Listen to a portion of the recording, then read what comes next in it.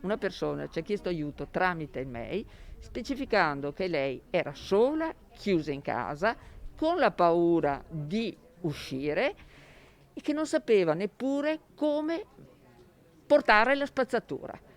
Chiedeva aiuto, chiedeva indicazioni. È solo una delle numerose e drammatiche richieste di aiuto da parte di persone disabili rivolte all'amministrazione comunale.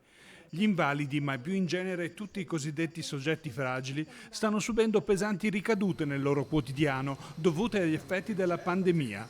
Per loro l'isolamento forzato produce un effetto soprattutto psicologico più marcato rispetto al resto della popolazione. Per venire incontro alle loro esigenze, dal 1° di aprile aprirà un apposito sportello per aiutare i disabili nell'affrontare la pandemia, anche solo accompagnandoli a farsi vaccinare, ma non solo. Parlavo della sanificazione, io sono fruitore purtroppo, ma sanificare già una canadese, che sono i nostri bastoni di appoggio, una carrozzina, chiaramente può essere un grande problema perché ha bisogno di aiuto e naturalmente col Covid uno passa per strada eccetera, è una problematica. Quindi questo sportello va dalle cose più semplici, come dicevo prima, quindi dalla sanificazione che può essere un problema piccolo o grande, a una vaccinazione. Un progetto cofinanziato da Comune, Regione e Ministero. Attraverso l'Associazione Nazionale Mutilati e Invalidi Civili si punta a dare risposte alle circa 2000 persone disabili presenti in città.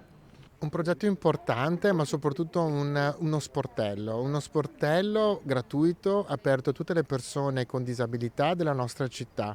Uno sportello non solo informativo, ma uno sportello che vuole essere dedicato a tutte quelle persone che, come tutti quanti noi, stanno in un momento fortemente difficile, ma che se assistono un loro familiare o un loro caro con disabilità hanno bisogno di un'attenzione in più.